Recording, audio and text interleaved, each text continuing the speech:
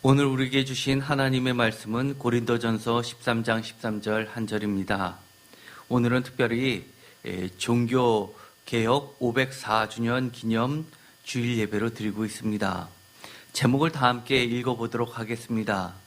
기독교 핵심 교리, 영원할 믿음, 소망, 사랑은 업적이 아닌 그리스도의 세상 현형과 하나님 자신의 본질적 활동, 계시. 너무 제목이 길죠. 하지만 이것은 주제이기도 합니다. 504년 전에 루터를 통해서 이루신 주님의 종교개혁의 4가지 모토가 있습니다. 많은 사람들이 종교개혁을 루터가 일으켰다고 하지만 저는 주님께서 얼마나 답답하셨으면 루터를 통해서 종교개혁을 일으키셨을까? 이것은 주님이 하신 일이라고 저는 믿고 있습니다. 504년 전에 루터가 4가지를 가지고 이야기를 합니다. 여러분들 잘 아실 겁니다. 오직 믿음, 오직 성경, 오직 은혜, 오직 영광입니다. 그런데 이 모토가 사실은 500년이 지난 지금에도 사실은 다 이루어지지 않았다고 봅니다. 오직 믿음을 이야기하는 거에 대해서는 아마 반론의 여지가 없을 겁니다. 그리고 오직 성경이라고 이야기하는 것에도 반론의 여지가 없을 겁니다. 그런데 오직 믿음과 오직 성경을 함께 읽는 것에 대해서는 아직도 갈 길이 멉니다. 우리가 갖고 있던 많은 믿음, 신앙생활을 오래 하면 할수록 나의 믿음이 정말 성경의 근거를 갖고 있는 것일까요? 아니면 교회 생활을 오래 하다 보니까 그것이 쌓이고 쌓여서 그것이 믿음인 것처럼 생각하고 있는 건 아닐지 돌아봐야만 합니다. 반면에 오직 은혜와 오직 영광이라는 것은 종교개혁에 있었는지도 사실 기억하는 사람 별로 없습니다. 왜 오직 영광을 이야기했을까요? 우리가 예수님을 믿는다고 하면서 교회를 다닌다고 하면서 얼마나 많이 나의 영광과 우리의 가정의 영광을 위해서 교회를 다니고 있지 않습니까? 그러나 이 루터는 오직 영광이라는 것은 나의 영광을 이야기하는 것이 아니라 오직 하나님의 영광을 이야기합니다. 또 하나님 나라의 영광을 위해 이 종교개혁을 일으킨다고 이야기했습니다. 우리가 세상에 살면서 하나님의 나라를 위하여 얼마나 일하고 있고 하나님 나라의 영광을 위하여 하나님께서 받으실 그 영광을 위해서 우리가 얼마나 노력하고 있습니까? 그것이 우리의 기쁨이 되고 있습니까? 우리가 하루하루 살고 있는데 그것이 정말 은혜라고 생각합니까? 아니면 이 믿음조차도 은혜라는 사실을 잊고 있지는 않습니까? 올해 2021년은 종교개혁 504주년입니다. 루터의 종교개혁 이래로 먼저 루터교가, 그리고 이후에는 칼뱅의 장로교가, 그리고 나서는 웨슬리의 감리교가 전 세계 개혁교회로서 개신교로서 주류를 이루어가고 있었습니다. 감리교 이후에는 성결교, 구세군 나아가서 지금 아주 단일 교단 중에는 가장 많이 20세기에 성장한 교단으로서 순복음이 있죠. 그러나 이 순복음 교회까지도 사실 다 이 감리교의 후예들입니다. 평신도 운동의 하나로서 침례교가 조금 결이 다르지만 주류를 역시 이루면서 개혁교회들은 세계 기독교의 흐름을 주도하고 있는 것이 사실입니다. 그러나 무려 500년이 훌쩍 지난 지금 개신교의 개혁의 방향이 과연 성서에 맞는가를 돌아봐야만 합니다. 성서에 맞다면서 왜 특별히 팬데믹이라는 특수한 상황에 처한 지금 오늘날 세상으로부터 미움과 공공의 적이 되고 있는가? 이것에 대한 뿌리 깊은 성찰의 시간을 가지고자 하는 노력들이 요즘 각처에서 보물처럼 터져나오고 있습니다. 제가 종교개혁 504주년 기념주일은 어떻게 다른 교회들은 보내고 있을까 궁금해서 검색을 하니까 주요 교단 본부들에서 모임을 갖고 회의들을 하는 모습이 많이 뉴스에 나왔는데 대부분의 이야기가 그겁니다. 그동안 우리가 종교개혁의 그 기치를 살려내고 있느냐 반성을 하고 있습니다. 어떤 분들은 그렇게 생각하시죠. 사랑이 부족해서 그랬다라고 이야기하면 저는 그것에 대해서 동의하지 않습니다. 아무리 잘해줘도요, 아무리 내가 사랑을 베풀었어도요, 그리고 교회가 정부가 하지 못하는 많은 일들을 사실은 해왔음에도 불구하고 팬데믹이 겹치니까 순식간에 공공의 적이 돼가고 있습니다. 마치 이 코로나가 교회 발이라고 생각하고 있는 많은 사람들로 인해서 교회는 쑥대밭이 되고 있습니다. 심지어 청소년들, 더 나아가서 청년들은 현재 교회에 나오고 있는 인원이 1%입니다. 지금 각 교회의 권사님, 장로님의 자녀들이 청년들인데 그들조차도 사실은 나오지 않고 있습니다. 왜 그럴까요? 우리는 정말 우리의 믿음이라는 것, 우리의 가치라고 하는 것들이 정말 올바른 방향대로 나아가고 있는지에 대해서 왜 이렇게 복음이 힘이 없는지에 대해서 우리는 근본부터 사실은 돌아봐야만 합니다. 어쩌면 우리 세인교회에서는 오늘의 말씀은 지금까지 해왔던 여러 말씀들에 대해서 하나로 정리하는 시간이라고 생각하셔도 될 듯합니다. 뭐 특별한 이야기를 오늘 하는 건 아닙니다. 다만 여러 말씀 가운데 흩어졌던 이야기들이 한 군데서 모여서 오늘 말씀을 전한다라고 생각하시면 될 것 같고요. 그 가운데서 이거 내가 처음 듣는 소리인데 라고 하시면 절대 안 되는 시간입니다. 하나씩 돌아보았으면 좋겠습니다. 오늘 대표적인 말씀이죠. 아마 기독교인 치고 오늘의 말씀을 모르시는 분은 없을 겁니다. 고린도전서 13장 13절은 요절이죠.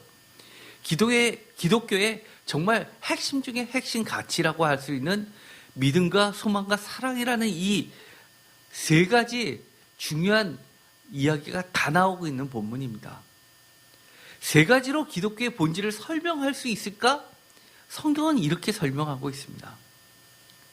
삼위일체 하나님, 성부, 사랑의 하나님을 이야기하고 또 성자, 믿음의 대상으로서 그리고 성령, 교회와 성도의 교제와 완전을 이야기할 때 이 삼위일체 하나님을 이야기합니다. 그런데 이 핵심 가치 또한 세 가지로 이야기하는데요. 믿음, 소망, 사랑 이 세 가지로 이야기를 합니다.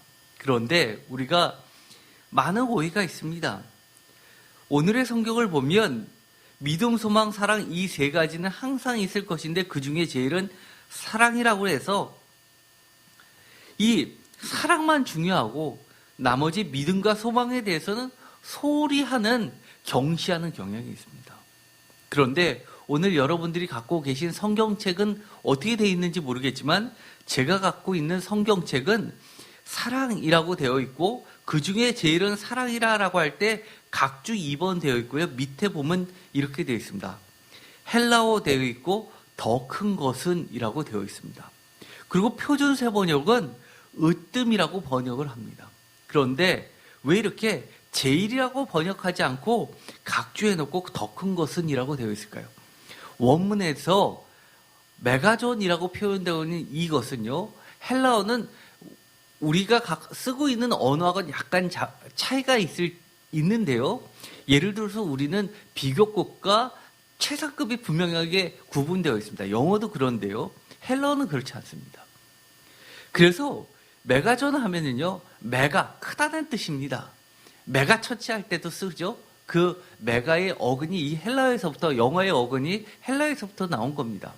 메가, 좋은 데서 형용사용어로 쓸 때는 이것이 비교급으로도 쓸 수도 있고 또 최상급으로 쓸 수도 있습니다. 그래서 이렇게도 번역할 수 있는 겁니다. 각주처럼 믿음, 소망, 사랑 이 세 가지 중에서 으뜸이라고도 번역할 수 있지만 또 더 큰 것은 이라고 비교급으로도 표현할 수 있습니다. 제가 지난주 시간에 이 고린도전서 13장 13절을 이야기하면서 이렇게 이야기했죠. 최상급으로 이해하는 것보다는 고린도 교회에 있어서 믿음과 소망, 사랑 중에서 사랑이라는 것에 우선성을 둔 표현이라고 이해하시는 게 가장 원문에 가깝다고 말씀을 드렸습니다. 그래서 고린도 교회에서는 특별히 모든 발생하는 문제들, 이것을 제가 문제가 많은 교회라고 이야기한 것이 아니라 오늘날로 치자면 신앙이 성장하는 성장통으로 이해했고 여러 가지 성장통들을 치유할 수 있는 것으로서 사랑을 가지고 모두 이야기를 했다고 말씀을 드렸습니다. 특별히 이 13절에 있는 것, 항상 있을 것인데 라는 이 항상 있다라는 이 말은 영원하다라는 말입니다. 영원이 무엇일까요? 먼 미래를 이야기하는 것이 아니라 현재의 지속, 끝나지 않은 지속을 이야기합니다. 그리고 과거에도 계속된 지속을 이야기합니다. 이 표현이 대표적으로 사용한 것이 있죠. 출애굽기에서 하나님께서 떨기나무 가운데서 모세에게 나타나시면서 자신을 드러내면서 항상 있는 존재, 스스로 있는 존재라고 표현하신 것입니다. 사실 그것은 히브리어 원문을 전공하는 자들도 지금까지도 완벽하게 번역을 못하고 있는 언어 중에 하나입니다. 과거에도 계셨고 현재에도 계시고 앞으로 계실 분이라는 표현은 스스로 있는 자이기도 하지만 요한계시록에 있는 표현들이라고 하면 영원히 계실 분입니다. 그래서 사실 성경에서는 항상 있다, 영원하다라는 이 표현은 하나님의 이름이기도 하고 하나님의 절대 속성을 이야기도 합니다. 인간에게는 적용되지 않는 말입니다. 즉 사람의 영역이 아닌 철저히 하나님의 영역으로서 하나님의 속성을 나타내는 말이기도 합니다. 예를 들어서 거룩처럼 하나님 자신 또는 거룩한 하나님의 영, 성령, 그리고 거룩한 하나님의 백성, 성도, 거룩한 하나님의 모임처럼 성회, 교회처럼 특별히 하나님의 특별한 관계 속에서만 적용되는 말이라고 할 수 있습니다. 따라서 믿음, 소망, 사랑은 어떤 독립적인 믿음 따로, 믿음, 소망 따로, 사랑 따로의 별개의 각각의 개체라기보다도 하나님의 속성을 나타내는 여러 가지 중에서 유기적 결합체이기도 합니다. 그래서 우리가 성경책을 읽다 보면 어떤 데는 믿음이라고 되어 있는데 그 믿음을 사랑이란 말로 대체해서 읽어보면 앞뒤 문맥이 자연스럽게 흐르는 것을 자주 발견하게 됩니다. 소망도 마찬가지입니다. 어떨 때는 우리가 이것이 소망인지 이것이 믿음인지 헷갈릴 때도 있습니다. 대표적으로 데살로니가 전서죠. 데살로니가 전서에서 보면은 우리가 흔히 신앙생활할 때 하는 언어가 있습니다. 환란이 극심해지면 우리가 무엇으로 이긴다고 하죠? 교회에서 믿음으로 이겨낸다고 합니다. 그러나 데살로니가 전서에서는 이 극심한 환란과 박해가 다가오면 다가올수록 무엇으로 이겨낸다고 합니까? 소망으로 이겨낸다고 합니다.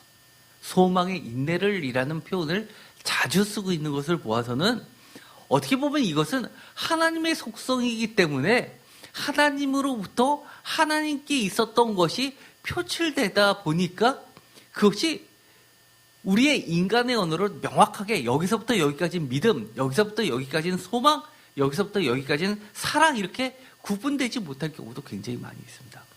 이것은 서로가 유기적으로 연결되어 있다고 볼 수도 있습니다. 왜냐하면 이 믿음이라는 것 자체는 기본적으로 헬라어로 피스티스죠. 피스티스는 두 가지 뜻으로 번역이 된다고 제가 여러 차례 강조했습니다. 하나는 신실함입니다. 또 하나는 우리가 흔히 쓰는 믿음입니다. 그런데 이 믿음이라는 것은 신앙이라는 말로 바꿀 수가 있죠. 이 신앙이라는 것은 어떻게 보면 원래 본 뜻대로 하나님의 신실하심을 믿는 믿음입니다. 그래서 믿음은 어떻게 보면 나의 영역이라기보다도 하나님의 영역에 들어갈 수 있습니다. 사랑이라는 것, 아가페라는 것도요, 하나님의 변치 않은 영원한 사랑을 이야기합니다. 우리의 사랑이 영원할 수 있을까요? 흔히들 이렇게 이야기합니다.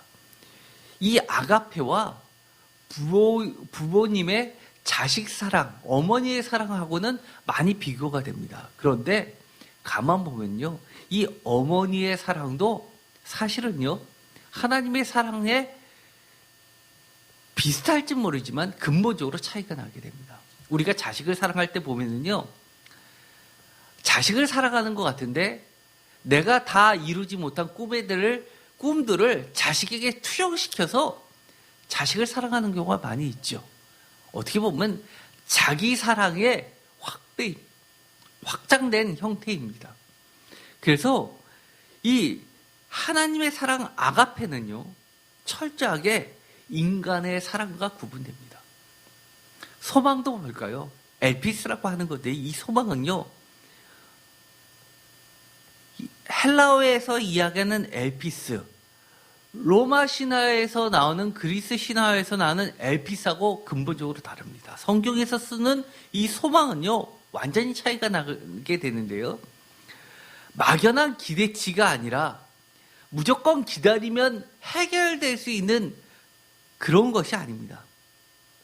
하나님에게만 근거한 마지막 때 주의 강림, 즉 파루시아와 함께 온전하게 나타날 영원한 생명으로의 구원에 대한 분명한 확실성을 말합니다. 그래서 소망은 막연한 게 아니라요, 교회에서 이야기하는 소망은 분명하고도 너무나도 확실한 것을 이야기합니다.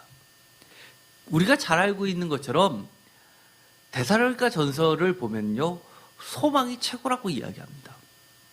그런데 데살로니가 전서 1장부터 5장까지 매장 맨 끝에 무엇을 이야기하냐면, 우리가 기억하는 것처럼 주의 강림에 대한 이야기를 꼭 하고 있습니다.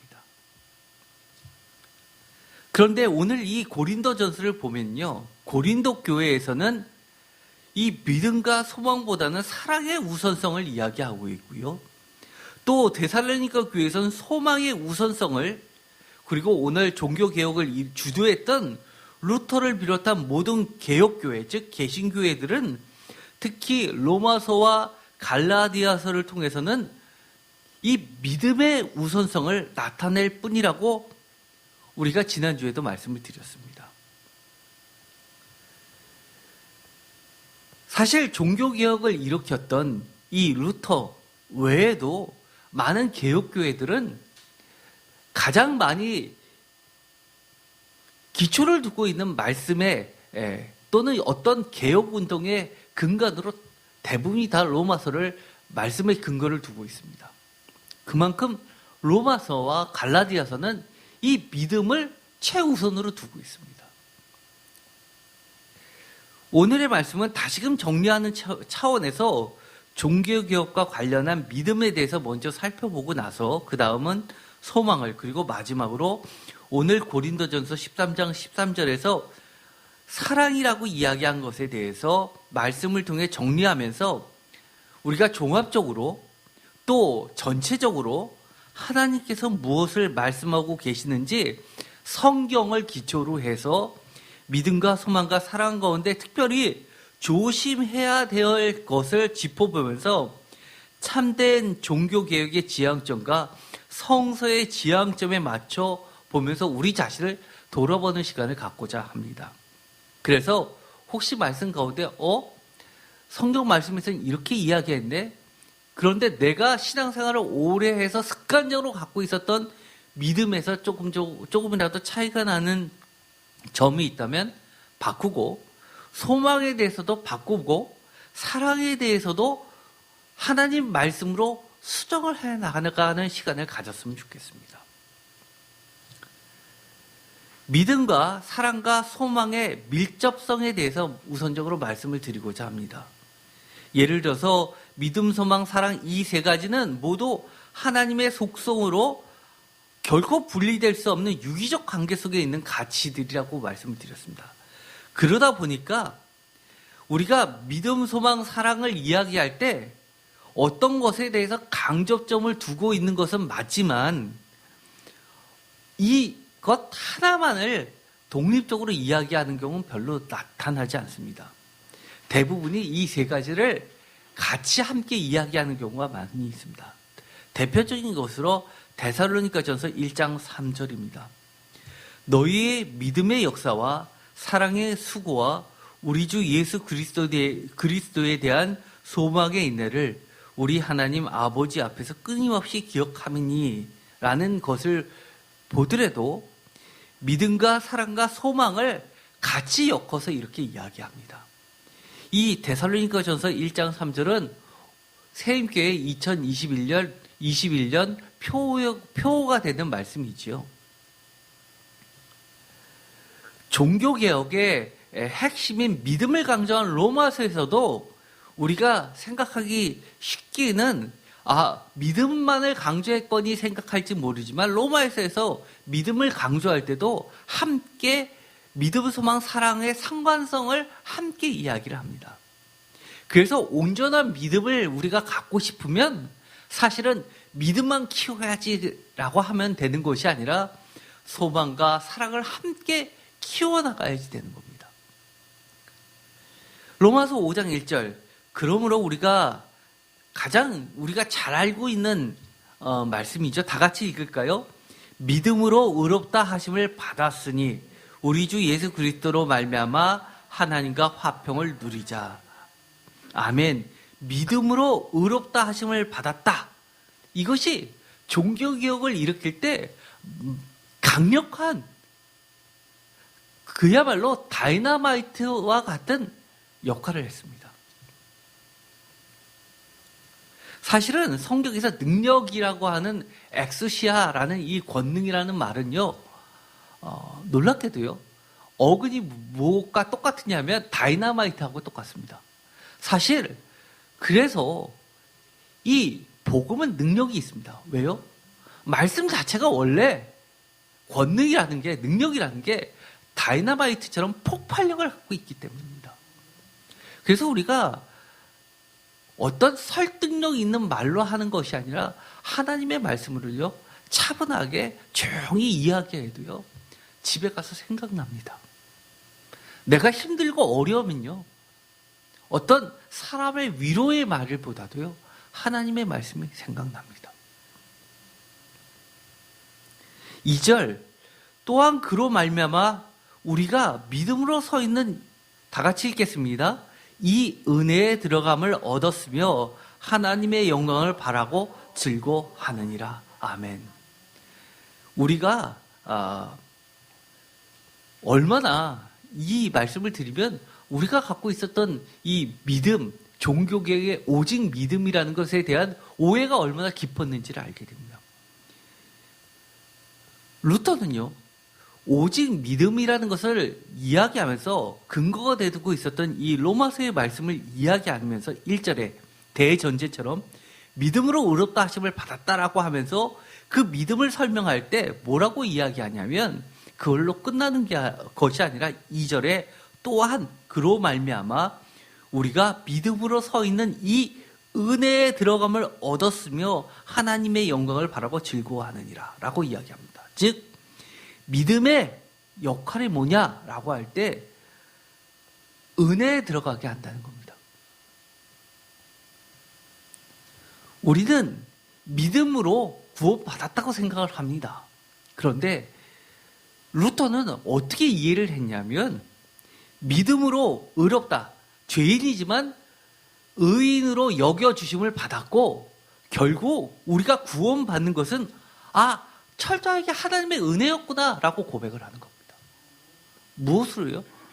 자기의 느낌으로요? 감정으로요? 천만의 말씀입니다. 철저하게 하나님의 말씀으로 이야기합니다. 그래서 루터가 이야기할 때 오직 믿음과 함께 무엇을 이야기했죠? 오직 성성입니다. 그리고 오직 은혜이고요. 그 다음에 2절에 있는 것처럼 하나님의 영광, 오직 영광을 이야기합니다. 사실 이 로마서 5장 1절과 2절 사이에는요, 루터가 이야기했던 종교개혁의 4가지 모토가 다 사실은 들어가 있는 겁니다. 그러면서 이렇게 이야기하죠. 3절, 다만 이뿐만 아니라 우리가 환난 중에서도 즐거워하나니. 왜 환난 중에서도 즐거워할 수 있을까요? 복음은 기쁨이기 때문입니다. 복음, 기쁜 소식이기 때문입니다. 그러면서 이 환난은 인내는 연단을, 연단은 소망을 이루는 줄 압니다. 믿음만을 이야기하는 줄 알았지만 소망도 함께 이야기합니다. 그러면서 이 소망에 대해서 정말 멋진 말을 이야기하죠. 5절 다 같이 읽겠습니다. 소망이 우리를 부끄럽게 하지 아니하면 우리에게 주신 성령으로 말미암아 하나님의 사랑이 우리 마음에 부은 바 됨이니. 아멘. 너무 멋지지 않나요? 하나님의 말씀입니다. 소망이 우리를 부끄럽지 않게 만들어준다고 합니다. 왜요? 하나님의 사랑이 우리 마음에 부은 바 됐기 때문이라고 합니다. 저는요, 제 자신을 보면 참 부끄럽습니다. 여러분은 안 그러세요? 그래서 가끔은요, 사람들 앞에 노출되는 게 싫을 때가 있습니다.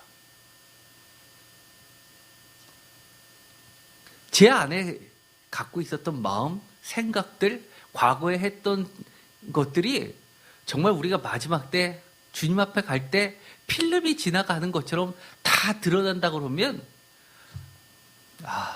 정말 지옥이 따로 없을 것 같습니다. 그럼에도 불구하고요,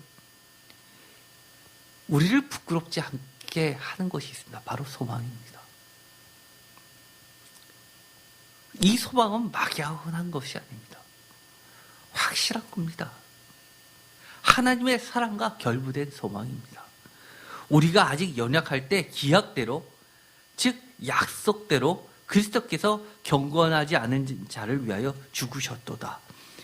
7절 의를 위하여 죽는 자가 쉽지 않고 선의를 위하여 용감히 죽는 자가 혹 있거니와.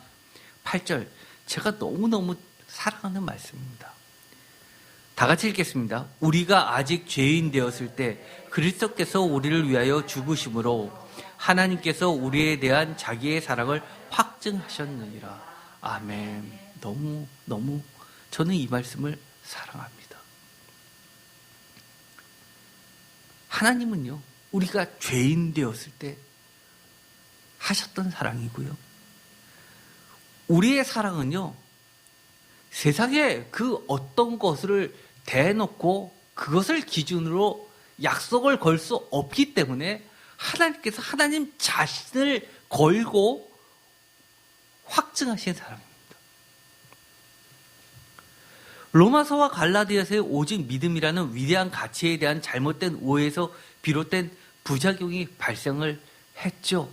우리가 기독교 역사상을 돌아보면 아주 잘 알고 있습니다. 새로운 영지주의적 이단이 출현해서요, 이 믿음만 가지면 되기 때문에 우리가 어떤 행동을 하든지 우리는 구원받는다고, 구원이 이미 확정됐다고 생각을 했습니다. 그래서 마음대로 살았습니다. 2가지 부류가 있었죠. 하나는 극단적인 방탄주의로 갔고요, 하나는 극단적인 금욕주의로 갔습니다. 그래서 결혼도 하지 않고요, 그리고 채식만을 하고요, 그리고 고행을 일삼았습니다. 이런 고행을 통해서 우리가 구원받는다고 생각했습니다.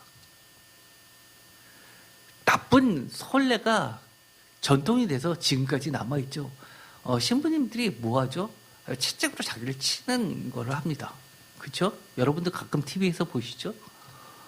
잘못된 전통입니다. 그리고 가끔 부활주일 되면 토픽이 나죠. 천주교가 아주 많다는 남미나 필리핀 같은 데서 어떻게 하죠? 십자가를 지고 걸어가고요. 그리고 심지어 십자가에 달려서 못을 받는 그런 행위들을 실제로 합니다. 오늘날에도. 또 극단적인 방탄주의는 어떻게 되죠? 우리의 영혼은 하늘나라 가고 이 육신은 아무렇지도 않기 때문에, 그렇기 때문에 막 살아도 된다고 생각을 합니다. 그런 행함과 완전히 분리된 믿음으로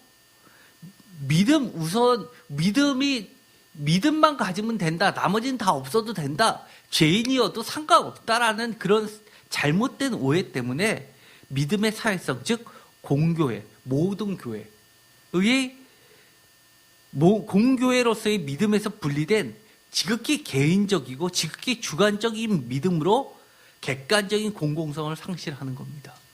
나는 믿음이 있어 라고 하면서 남들이 보기에는 믿음을 발견하기 어려운 신앙인들이 많이 있습니다. 이에 대한 반성으로 주님의 형제이죠. 12제자가 아닙니다. 사도회의 의장이었던, 영어로는 더 저스트라고 부르는 인물입니다. 더해서 형용사를 붙이면 사람이 되죠. 의인 야고보라고 불리는 주의 형제 야고보의 저서인 야고보서가 등장하게 되는 겁니다. 2세기 때. 그래서 거기서 뭐라고 이야기하죠? 행함이 있는 믿음, 살아있는 믿음을 이야기합니다. 사실 그거는요, 동전의 양면과 같습니다. 주님이 말씀하셨던 믿음이 이런 분리된 믿음이었냐라고 할 때 그렇지 않다고 이야기를 하는 겁니다. 그런데 안타깝게도 이 종교개혁을 할 때 사실은 오직 믿음이라는 강조점에서 너무 많이 나가서 이런 행함에 대해서 사실은 재평가가 사실 없었습니다.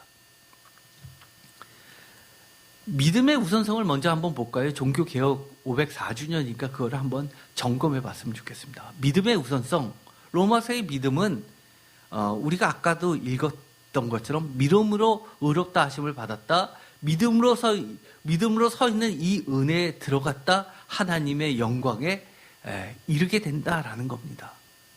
그런데 이 간단한 구절을 사실은 헬라어 원문으로 보면은요,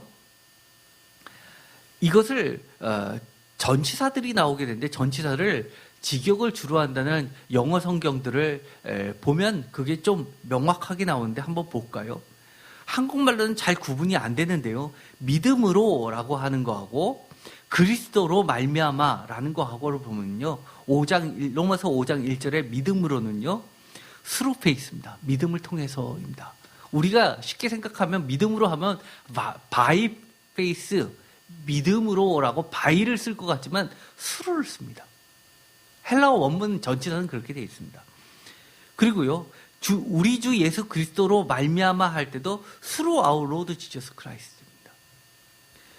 근데 2절에 보면요, 그로 말미암아, 그라는 것은 예수 그리스도죠. 예수 그리스도로 말미암아 할 때 똑같이 through를 쓰는데요, 우리가 믿음으로 서 있는 이 은혜에 들어감을 할 때, 이 믿음으로 할 때는 2절은요, 우리가 흔히 생각하는 것처럼 by를 쓰고 있습니다. by faith를 쓰고 있습니다. 그래서 사실은 이 사도 바울은요, 5장 1절과 2절 짧은 가운데서 이 through faith와 by faith를 혼용해서 쓰고 있다는 겁니다. 사도 바울에게는 믿음으로라는 말은요, through faith라는 말은요, 이런 말하고 비슷한 겁니다. 그리스도를 통하여 through Jesus Christ라는 말과 거의 동격으로 씁니다. 즉 그리스도로라는 말은 그리스도를 믿는 믿음과 그리스도의 철저한 하나님에 대한 순종의 신실함, 즉 우리가 보면 믿음의 본이죠. 우리가 예수님을 닮고자 하는 그런 겁니다. 이 신실함을 통하여라는 함축적 의미를 둘 다를 다 갖고 있는 겁니다. 그래서 우리가 믿음으로 로마에서 구원을 받는다라는 그 이야기는요, 믿음을 수단으로 바위를 통할 수도 있지만 믿음을 통하여 해서 수를 해서 예수님께서 보여주셨던 우리에게 가르쳐 주신 예수님의 그 믿음도 되는 겁니다. 로마서 1장 17절에 보면요, 복음에는 하나님의 의가 나타나서 믿음으로 믿음에 이르게 하나니 기록된 바 오직 의인은 믿음으로 말미암아 살리라 함과 같으니, 이것이 아주 우리가 잊어서는 안 된 중요한 문구입니다. 왜냐하면 로마서 1장 17절이 바로 루터가 그렇게 강조한 구절인데요.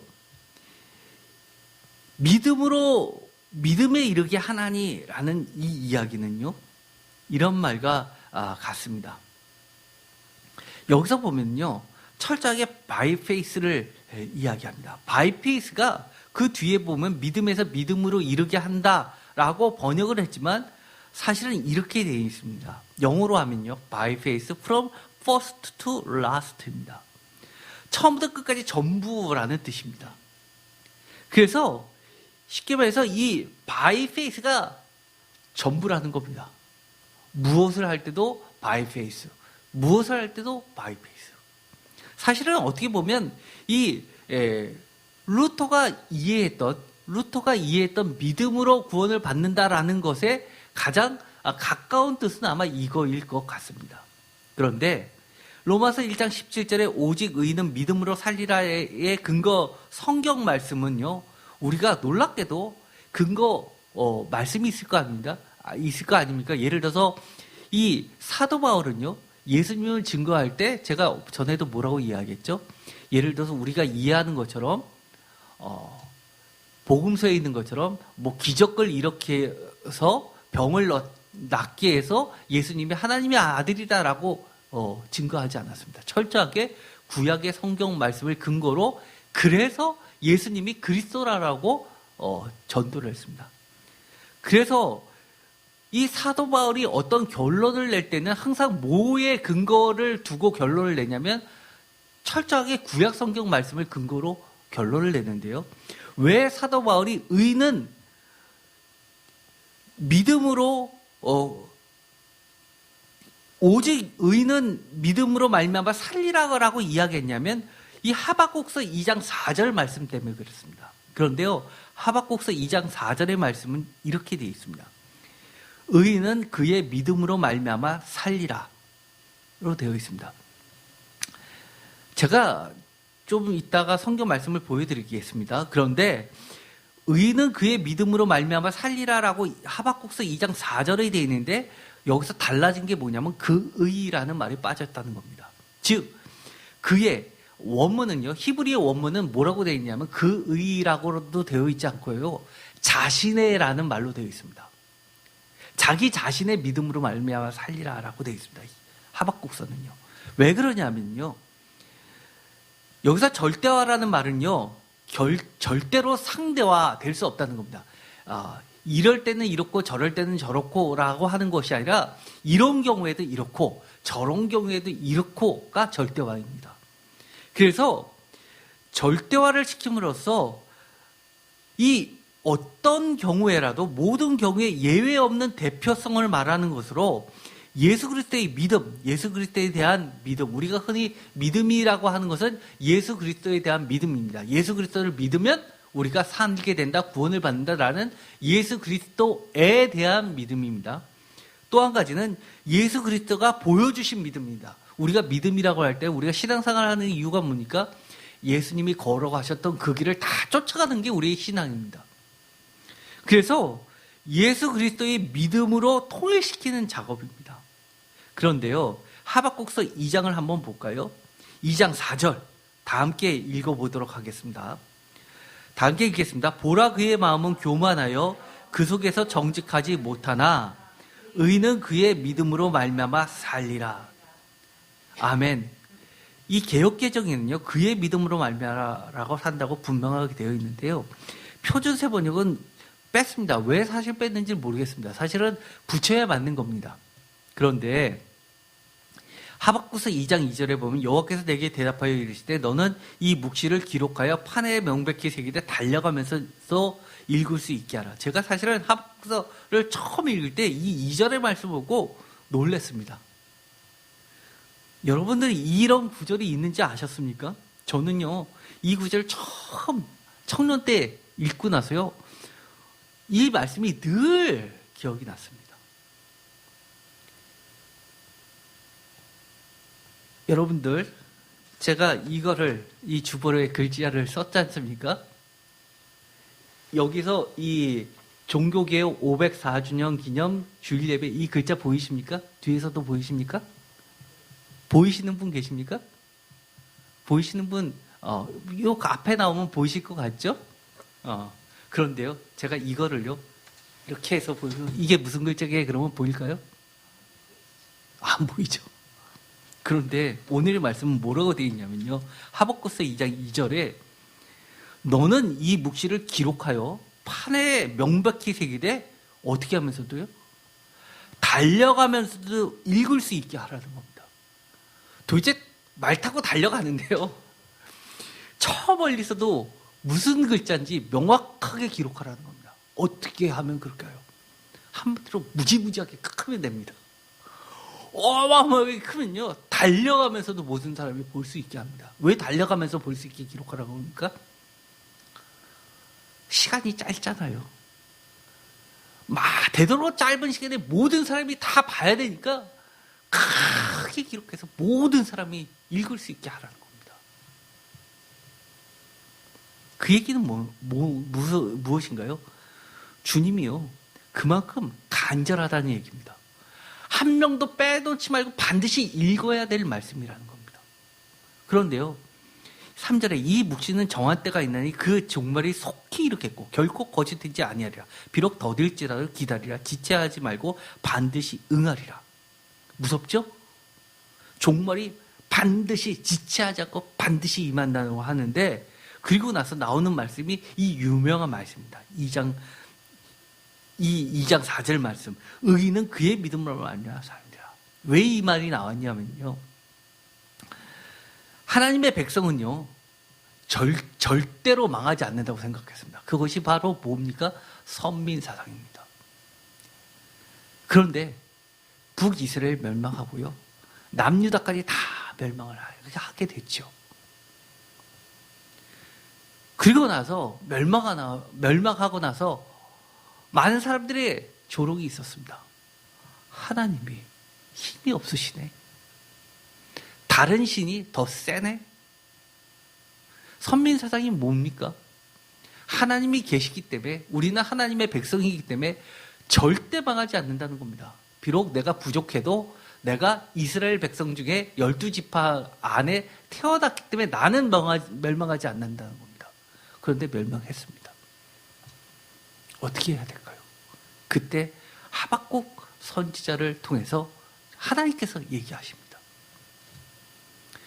반대로 전체가 다 망해도, 왜요? 이스라엘이기 때문에, 유다기 때문에 다 망해도 너 자신이 신실하게 하나님을 믿으면 너만은 살려줄게 라는 약속입니다. 대단하지 않나요? 지금까지 그들이 믿고 왔던 신앙의 대역전이 일어난 겁니다. 우리 이렇게 생각하지 않아요? 내가 예수님 믿었고 기독교인이면 난 절대 구원받을 거야 라고 생각하지 않나요? 그런데요, 그 선민사상하고 오늘날의 많은 기독교인이 갖고 있는 사상하고 사실은 비슷합니다. 그런데 주님이 오셔가지고 부흥회 한다고 다 모였는데 이렇게 이야기하시는 겁니다. 나보고 주여 주여 하는 자마다 다 천국에 들어갈 것 같습니까? 라고 질문하면서 그렇지 않다라고 이야기하면 어쩌실 겁니까? 그런데요, 그 가운데 이렇게 이야기합니다. 내일 종말이 와도 신실하게 믿음 생활한 사람은 내가 너를 구원해 줄게 라고 약속하는 것과 아주 비슷합니다. 그래서 여기서는 그의라는 말을 빼놓으면 이야기 될 수 없는 아주 중요한 말씀입니다. 그런데도 불구하고 이 자신의, 전체가 아니라 자신의 공동체의 믿음이 아니라 자신의 믿음, 개인의 믿음이 그렇게 중요한데 반대로 이 사도 바울은 그걸 뺐습니다. 왜 뺐을까요? 반대입니다. 반대입니다. 어떠한 경우에라도 예수 그리스도를 통한 믿음은 예외가 없다는 겁니다. 놀랍지 않나요? 믿음은요, 아까도 이야기했지만 하나님의 신실성, 믿부심입니다. 두 번째는 믿음, 우리가 흔히 이야기하는 신앙이고요. 이거 우리가 이야기하는 신앙이라는 건 두 가지가 다 포함되죠. 예수 그리스도의, 즉 은혜의 복음에 대한 믿음 더하기 예수 그리스도의 믿음의 신실성, 믿음의 표본, 순종과 신앙의 삶을 모두 다 포함한 겁니다. 그래서 저는 이렇게 이야기하죠. 믿음이 뭐냐라고 했을 때 하나님의 신실성을 믿는 믿음입니다. 여러분 믿음이 얼마나 대단하십니까? 어려움 당했을 때, 사업이 망해가지고 집안이 흔들거릴 때도 믿음 흔들리지 않을 자신이 있습니까? 여러분의 자녀가 정말 미칠 것 같을 때 여러분의 믿음 흔들리지 않을 자신이 있으십니까? 저는요, 제 믿음은 아무것도 아니라는 사실을 너무 잘 압니다. 저 2번 수술 받았을 때, 2번째 수술 받을 때는요, 정말 믿음 찾아볼 수가 없었습니다. 제가 살 거라는 믿음, 정말 그런 믿음 정말 0.1도 없었습니다.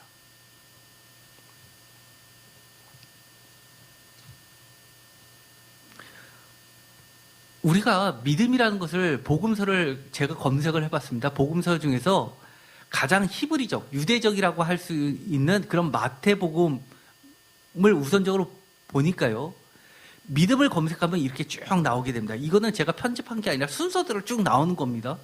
그런데 그 믿음조차도 무엇을 이야기하냐면요, 하나님의 신실하심을 믿음의 근거요, 기초로 보고 있습니다. 사실 우리가요, 많은 부분을 이렇게 읽어왔습니다. 믿음을 쭉 이야기했는데 마태복음 6장 30절부터 쭉 있는데요, 대표적인 게 이런 겁니다. 마태복음 16장에 보면 오병이어의 기적이 나오죠. 8절. 오병이어의 기적도 나오고 7병이어의 기적도 나옵니다. 2번 나오게 되죠. 5,000명을 먹이든 7,000명을 먹이든 마찬가지입니다. 마태복음 16장 8절에 이렇게 나오죠. 예수께서 아시고 이를 때 믿음이 작은 자들아 어찌 떡이 없으므로 서로 논의하느냐라고 이야기하십니다. 우리는요, 지금까지 이렇게 이야기합니다. 정말 믿음이 있으면 지금도 우리가 오병이어의 기적처럼 떡을 부풀릴 수 있구나. 마태복음 16장 8절에 이 믿음을 이야기할 때요, 오병이어의 기적처럼 스스로 떡을 부풀리거나 만들어낼 수 있는 무한긍정 마인드 하면 된다, 이런 식.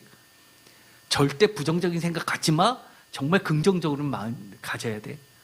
그런 긍정 마인드가 아니라 물도 떡도 없는 광야에서 5,000명, 7,000명일지라도 하나님의 자녀들을 끝까지 돌보시고 책임지실 하나님의 신실하심을 믿는 믿음입니다. 그거를 물으시는 겁니다. 예를 들어서요, 이겁니다. 믿음이 작은 자들아라고 하는 믿음은, 야, 너 지금 떡이 없지? 맞아, 떡 없어. 사람이 몇 명이야? 5,000명, 7,000명이야. 그런데도 불구하고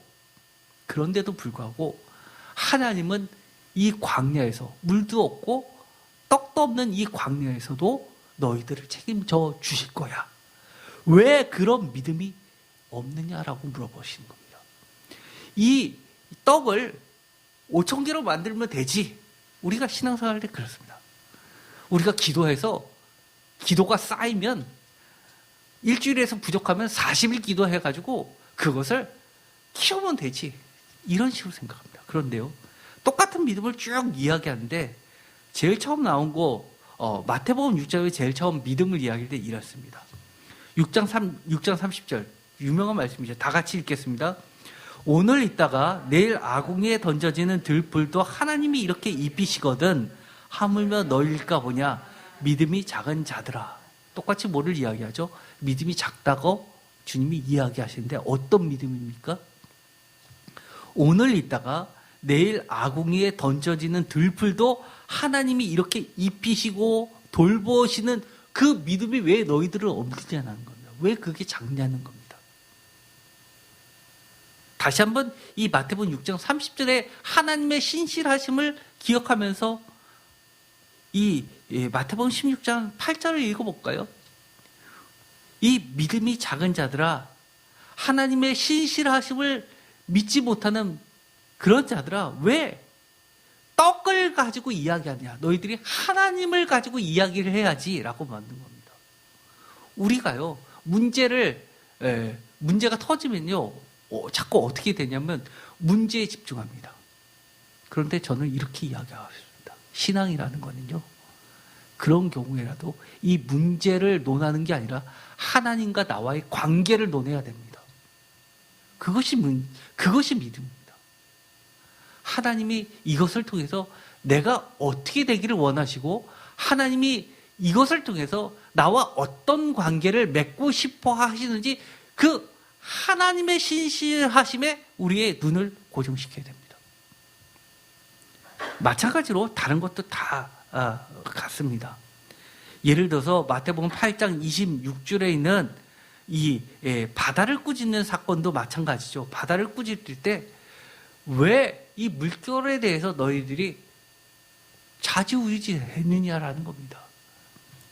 배를 타고 선교의 영을 떠나는 이 과정 모두가 하나님이 지켜주시고 우리의 인생에도 이 파도가 없게 해달라고 기도를 하는 게 아니라 파도 가운데서도 우리를 돌보시고 이끄시고 결국은 하나님의 일을 하실 그 하나님의 나라를 우리가 믿으면 되는 겁니다.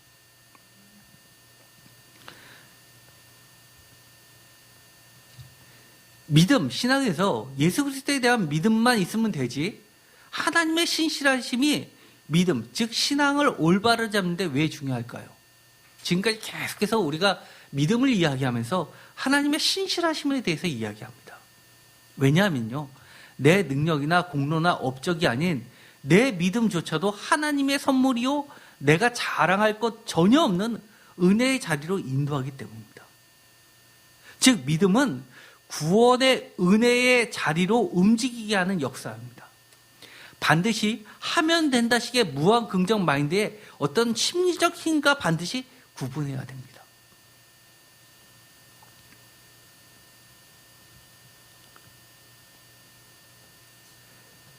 믿음, 신앙을 갖게 된 것 자체가 하나님이 내 삶에서 하나님 자신을 나타내시고 임재하시고 온전한 구원으로 이끌어 주시고 하나님이 나를 사랑하신 증거로 예수 그리스도의 복음을 계시하고 깨닫게 하신 놀라운 기적인 겁니다.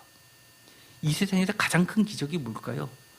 내가 예수 그리스도로 인해 변화되고 하나님 나라의 백성으로서 예수 그리스도의 복음의 일꾼으로서 새 사람 된 게 가장 큰 기적입니다. 사실은요. 에베소서에 보면 이렇게 되어 있죠. 명확하게 되어 있습니다. 에베소서 2장 4절 긍휼이 풍성하신 하나님이 우리를 사랑하신 그 큰 사랑을 인하여 5절 허물로 죽은 우리를 그리스도와 함께 살리셨고 다 같이 읽겠습니다. 너희는 은혜로 구원을 받은 것이라. 아멘. 은혜로 구원을 받았다고 합니다. 구원을 믿음으로 받았다고 이런 이야기 하지 않습니다. 왜요? 6절 또 함께 일으키사 그리스도 예수 안에서 함께 하늘에 앉으시고 이는 그리스도 예수 안에서 우리에게 자비하심으로써 그 은혜의 지극히 풍성함을 오늘 여러 세대에 나타내려 하심이라. 8절 다 같이 읽겠습니다. 너희는 그 은혜에 의하여 믿음으로 말미암아 구원을 받았으니 이것은 너희에게서 난 것이 아니요 하나님의 선물이야. 행위에서 난 것이 아니니 이는 누구든지 자랑하지 못하게 함이라. 아멘. 제가 이거 믿음을 얘기할 때 반드시 빼놓으면 안 되는 중요한 이야기입니다.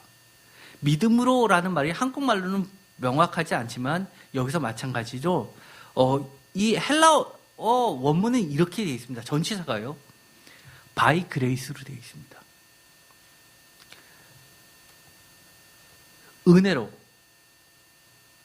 그리고 그 뒤에 나가서 8절에 보면요. 이렇게 되어 있습니다. 너희는 그 은혜에 의하여 믿음으로 말미암아 구원을 받았다라고 하는 것이 by grace. 은혜로 구원을 받았고요. 믿음은 뭐냐? through faith야. 믿음을 통하여 은혜로 구원을 받은 겁니다.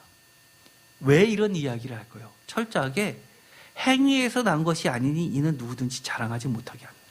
어떤 분들은 이렇게 이야기합니다. 내가 구원받은 것은 내가 믿음이 있어서지라고 생각합니다. 그 순간 아주 미세한 차이인데요. 게 되냐면 유대교처럼 이 믿음도 또 다른 행위가 돼버립니다. 내가 믿음을 하느냐 안 하느냐에 따라서 나의 구원이 달라진다고 생각하는 겁니다. 그런데요. 우리가 신앙생활을 하면 알 수 있습니다. 우리가 평신도를 하나님이 믿어졌습니다. 예수님이 믿어졌습니다. 평신도에서 집사를 받습니다. 권사를 받습니다. 장로가 됩니다. 그 과정 속에서 우리가 집사를 받으려면 어떻게 해야 되죠? 보통 교회에서 11조 따집니다.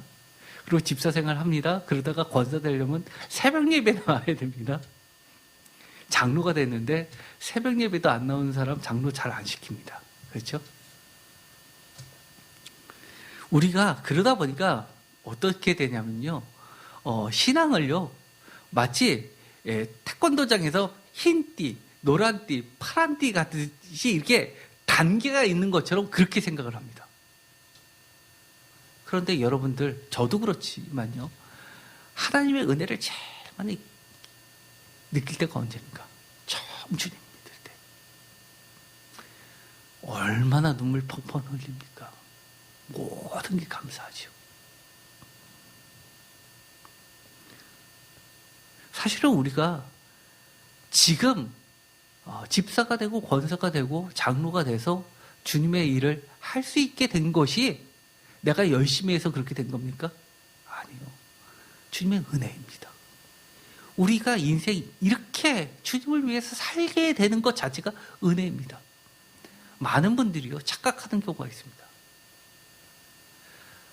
시간 많고 바쁘지 않으니까 교회 나온다고 생각합니다.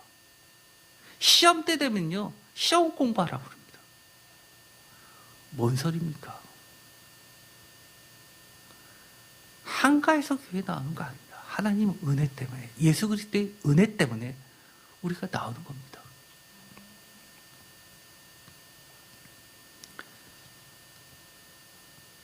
우리가 믿음이라는 걸 종교개혁이 계속해서 믿음에 대해서 점검을 해보는데요. 성경에는 이런 말씀도 있습니다. 예를 들어서 말씀에 우선성을 두는 경우가 있습니다. 예를 들어서 에베소서 5장 26절 다 같이 읽겠습니다. 이는 곧 물로 씻어 말씀으로 깨끗하게 하사 거룩하게 하시고. 아멘. 여기서 보면 뭐라고 이야기하죠? 우리를 깨끗하게 하는 거, 의롭게 하는 게 뭐라고 하는 겁니까? 우리는 여태까지 믿음인 줄 알았습니다. 그렇죠? 그런데 이런 말씀도 있습니다. 말씀으로 깨끗하게 하시고. 그렇다는 이야기는 제가 왜 이거를 보여드리냐? 아까도 이야기했지만 믿음, 소망, 사랑 중에서 그 중에 제일은 사랑이다 해서 사랑이 최고 나머지는 별 볼일 없는 거가 아니라 종교개혁이라고 해서 로마서에 있는 믿음이 최고 나머지는 별 볼일 없는 것이 아니라 하나님께서는 하나님의 속성을 어떨 때는 믿음, 어떨 때는 소망, 어떨 때는 사랑, 어떨 때는 말씀으로서 다양하게 우리에게 드러내 주시는 모두 다 하나님의 속성을 할 때는 소중한 가치들이라는 겁니다.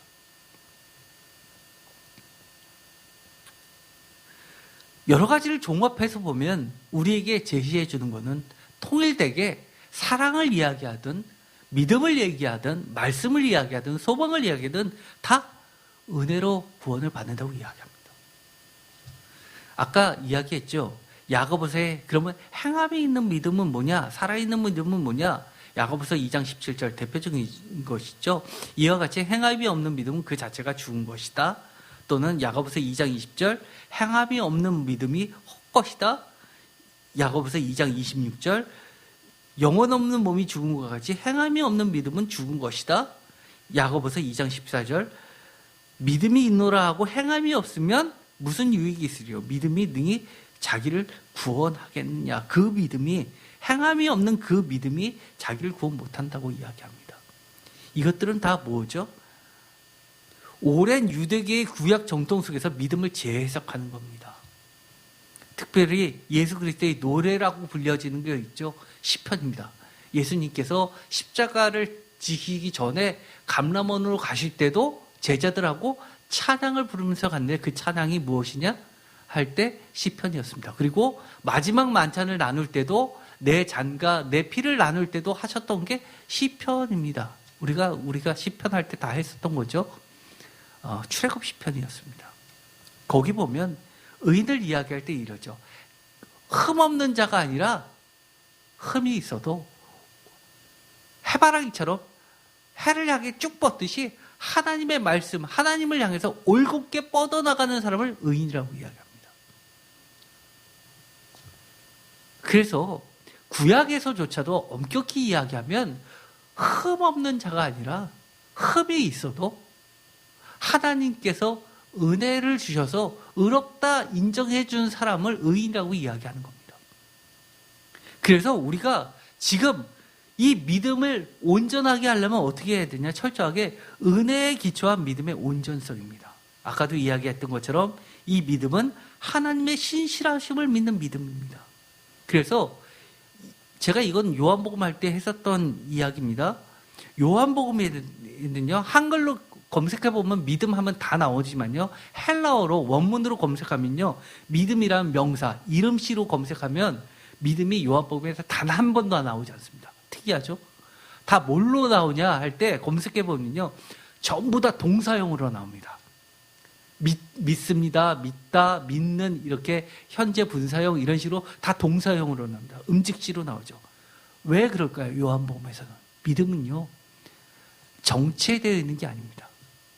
살아있는 현재의 믿음만을 요청할 뿐입니다. 그래서 야고보서의 그 믿음하고 사실은 마태복음의 믿음과 야고보서의 믿음과 로마서의 믿음을 통합시킨 게 사실 요한복음의 믿음입니다. 믿음은요, 예수님이 말씀하신 이 믿음은요, 살아있는 믿음을 이야기합니다. 내가 과거에 믿음이 있었지, 이거 믿음 아닙니다.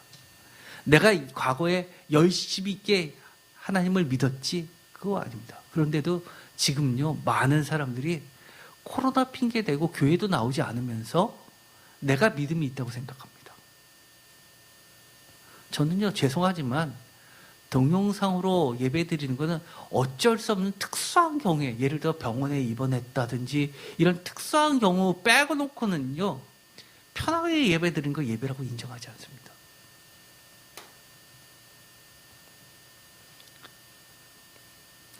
대표적으로요, 이 믿음을 이야기할 때 마태복음 8장 제가 설교한 적이 있었습니다.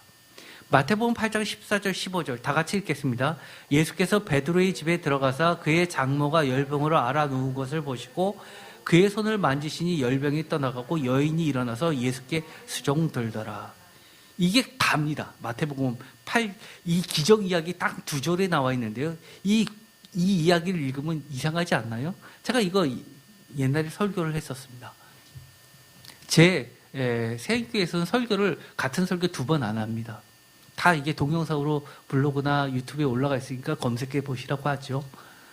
그런데 이걸 언제 했느냐? 처음 개척하고 첫 해 새벽 예배, 강사모하고 저랑 둘이서 새벽 예배 드릴 때 했던 설교입니다. 그런데 이 본문이 아주 특이한 게 보면요, 우리가 알고 있는 믿음은 이런 겁니다. 병이 들었습니다. 그러면 누군가가 자신이 예수님을 만나서 저를 고쳐주세요 하면 네 믿음이 너를 구원하였다, 이렇게 해서 고쳐지는 경우가 하나 있고요. 또 어떤 경우가 있습니까? 중풍병자를 들것에 싣고 나오는 것처럼 친구들이, 그 주변에 있는 사람들이 믿음이 있어서 예수님께 데리고 나와서 그들의 믿음을 보시고 고쳐주는 경우가 있습니다. 그런데 여기는 그런 이야기가 하나도 없습니다. 베드로의 장모님이 고쳐달라는 얘기도 안 했고요. 심지어 베드로가 고쳐달라는 얘기도 안 했습니다. 그런데 일방적으로 예수님께서 찾아가십니다. 그리고 고쳐주십니다. 그리고 나온 이야기는 딱 하나입니다. 여인이 일어나서 예수께 수종들더라로 끝납니다. 여기서 수종들더라로 번역은 되지만 헬라어 원문은요, 지금의 이야기하면 집사랑 똑같습니다. 집사, 디콘하고 똑같은 어근을 씁니다. 즉 뭐냐면 여기서 예수께 수종들더라 이 표현은요, 주께 헌신하는 자가 되었더라라는 의미로 쓰이는 겁니다. 그런데 이것을 믿음으로 표현하고 있습니다. 놀랍게도요, 이 이야기 딱 두 절 읽기 바로 전에 무슨 이야기가 나오냐면요, 우리가 아주 잘 아는 이야기가 나옵니다.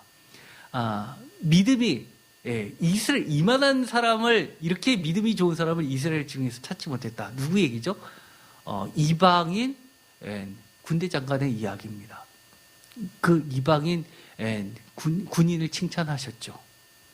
그런데요, 문제가 되는 건요, 우리가 그렇게 큰 믿음, 예수님께서 칭찬한 믿음이 있을 때도 있겠지만, 우리는 이 여인처럼 모든 걸 상실해서 그런 믿음조차도 찾아보지 못할 때도 있습니다. 그런데 주님이 왜 고쳐주셨을까요? 마태복음에서요, 8장에 보면 1절에 딱 나오는 이야기가 있습니다. 예수님께서 산에서 내려오시고, 그런 이야기는 8장 2절에 산상수훈이 나옵니다. 5장부터 해서요. 산상수훈에서 말씀을 마치시고 내려오시자마자 모두 10가지의 기적 이야기를 쭉 깔아놓습니다. 마치 새로운 모세처럼 10가지 제약으로 해서 기적을 통해서 출애굽을 시킨 것처럼 예수님이 10가지 기적을 통해서 새로운 이스라엘을 출애굽시키는 것으로 마태복음 그려내고 있습니다. 그런데 처음 3가지 기적이요, 어떤 거냐면 처음에 유대인들에게 있어서 이스라엘 사람들에게서 버림받은 사람들 3가지 부류에 대해서 이야기하는데요. 첫 번째, 남자 나병 환자를 고쳐주신 얘기. 두 번째, 남자 이방인 백부장의 이야기. 그 다음에 세 번째로 여인의 이야기를, 병든 여인의 이야기를 하는 겁니다. 그래서 이 세상에서 변들이 이미 버림받고 중심에 놓이지 못한 사람들을 하나님께서 예수님을 통해서 새로운 이스라엘 약속의 백성으로 불러주시는, 출애굽시켜주시는 이야기를 꾸며지고 있습니다. 그런데 이 여인의 이야기를 할 때 주님께서 보여주신 것은 뭐냐면요, 일방적인 예수 그리스도의 주권적인 선택하심과 치유하시고 돌보시는 하나님의 신실하심을 보여주는 겁니다.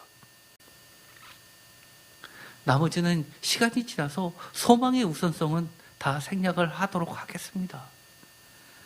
그리고 사랑의 우선성에 대해서도 제가 생략을 하고 우리 블로그에 있었던 것들을 참조해서 보시면 되겠습니다. 그러나 마지막으로 결론을 내도록 하겠습니다. 지금까지 이야기했죠. 믿음, 소망, 사랑, 이 3가지는 영원히 항상 있을 것입니다. 왜요? 하나님의 속성을 드러내신 것이기 때문입니다. 따라서 믿음, 소망, 사랑은 어떤 독립적인 것이라기보다도 하나님의 속성을 나타내는 여러 가지 유기체, 결합체입니다.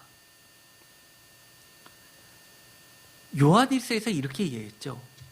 요한일서 4장 16절 다 같이 읽겠습니다. 하나님이 우리를 사랑하시는 사랑을 우리가 알고 믿었으니 하나님은 사랑이시라. 사랑 안에 거하는 자는 하나님 안에 거하시고 하나님도 그의 안에 거하시느니라. 아멘. 하나님은 사랑이시다. 사실은요, 이것이 얼마나 중요한 말이냐 하면요, 이 사랑이라는 것, 하나님은 본체가 사랑이라는 겁니다. 그런데 우리가 자꾸 사랑하면 감정적으로 자꾸 생각합니다. 내가 뭐를 베풀어야지만 사랑이라고 생각합니다. 아니요. 우리가 하나님 안에 거하면 하나님이 우리 삶을 통해서 하나님의 사랑을 드러내 주시는 겁니다. 그래서 저는요, 그렇게 늘 얘기하죠. 예배 시간에. NGO 활동은 NGO 활동일 뿐이라고 얘기합니다. NGO 활동과 교회는 근본적으로 같지 않습니다. NGO 활동이 저는 사랑이라고 생각하지도 않습니다. 무엇인가 베풀고 그렇다고 사랑이라고 보지 않습니다. 우리가 고린도전서의 사랑이 제일이라고 한 것에 대해서 고린도전서 우리가 지난주에 설교를 했으니까 다시 한번 들어보시면요. 철저하게 제가 그런 얘기했습니다. 하나님의 사랑은요, 복음입니다. 예수 그리스도의 십자가로 하나님이 우리에 대한 사랑을 확증하신 그 사랑이 진짜 사랑입니다. 우리가 뭐 하나 도와줬다고 우리가 뿌듯해하지 맙시다. 내가 더 많은 걸 주면 내 사랑이 1단계에서 2단계로 올라가고, 요즘에 연말 되면 TV에서 나오는 것처럼 무슨 사랑의 온도계가 올라가는 것처럼 사랑을 생각하지 맙시다. 하나님의 사랑이 100입니다.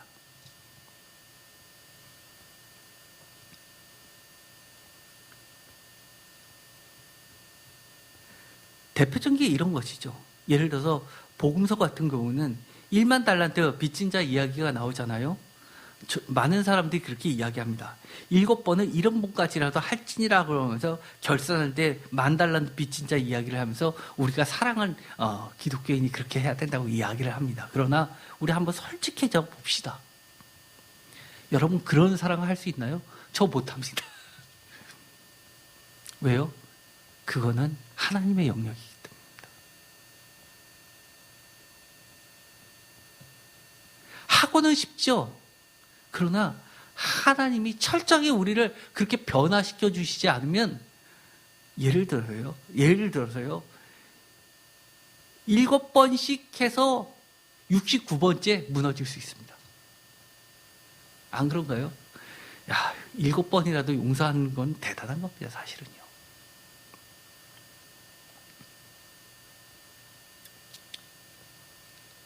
다시 한번 결론을 내죠. 종교개혁을 할 때 왜 오직 믿음을 주장했을까요? 그것은요, 행위로부터의 자기의 의를 철저히 배제하고 오직 구원은 하나님의 은혜의 선물이를 분명히 하기 위해서입니다. 그래서 에베소서 2장 8절과 9절에서 이야기하는 것처럼 우리가 우리의 믿음이 있다고 자랑할 필요 없습니다. 우리가 신앙생활을 할 때 더 하나님의 은혜에 맞게, 걸맞게 그것을 나타내면 되는 겁니다. 우리가 정말 종교개혁을 맞이해서 주의해야 될 점이 뭘까요? 믿음뿐만 아니라 소망과 심지어 사랑까지도 자신의 행위나 업적에 근거를 두는 잘못된 신앙 점검해야 됩니다. 믿음, 소망, 사랑 이 세 가지 모두 철저히 하나님의 영원하신 속성이며 하나님의 임재와 계시가 우리의 삶을 통해 드러나고 증거되는 하나님 자신의 활동임을 인정해야 됩니다. 제가 중환자실에서 정말 이제 나 죽는구나라고 생각해서 회개기도 열심히 할 때요, 어릴 때부터 생각나는 거 회개하고 하나님 용서해 주세요, 저를 받아주세요, 계속 회개하는데 그런 생각이 들었습니다. 제가 평신도 때 그렇게 부태하고 자랑했던, 예를 들어서 선교 헌금하고 선교 해외 선교 활동 나가고 이런 것들이요, 돌이켜 보게 되는데요, 자랑할 거 아니더라고요. 마지막 순간 가니까요, 그렇게 하게 해주신 하나님이 얼마나 감사한지 모르겠더라고요. 전에는 제가 대단하다고 생각했는데 그게 아니라 그런 것도 안 하고 주님 앞에 간다면 얼마나 불쌍한 존재 되겠습니까? 아마 구원 못 받을 수도 있어요. 주님이 너 혼자 먹고 살라고 그렇게 너한테 축복해 줬었는지 아니야? 라고 물으시면 제가 뭐라고 대답하겠습니까? 정말 기회 있을 때 그렇게라도 하게 해주셨던 하나님이 너무 감사했고요, 그 은혜에 고백했었습니다. 다시 우리가 종교개혁 500년이나 지났습니다. 504주년 기념을 통해서 다시 한번 우리가 돌아봤으면 좋겠습니다. 혹시나 오직 믿음이라고 하면서 그것을 마치 내가 어떤 하나님을 위해서 뭔가 대단한 일을 한 것처럼 생각한다면 우리 점검해 봐야 됩니다. 다시금 오직 은혜로, 오직 성경으로, 오직 하나님의 영광을 위해서 우리가 우리의 신앙생활을 점검해 봤으면 좋겠습니다. 기도가 마치겠습니다. 하나님 감사합니다. 종교개혁주의를 맞이해서 다시 한번 말씀에 근거해서 우리의 신앙생활을 점검해보게 하시니 감사합니다. 모든 것이 하나님의 은혜였다는 것을 다시금 고백하게 하시고, 주님, 나머지 인생에서도, 나머지 시간 속에서도 제 삶을 통해서 하나님의 믿음과 신실하심과 하나님의 사랑과 하나님에 대한 소망들이 구체적으로 보여주시고 나타나게 해 주시옵소서. 그래서 많은 사람들이 제 삶에서 하나님을 발견하게 하시고, 또 많은 사람들이 주님께 돌아오는 역사가 일어나게 하여 주시옵소서. 예수 그리스도의 이름으로 기도드립니다. 아멘.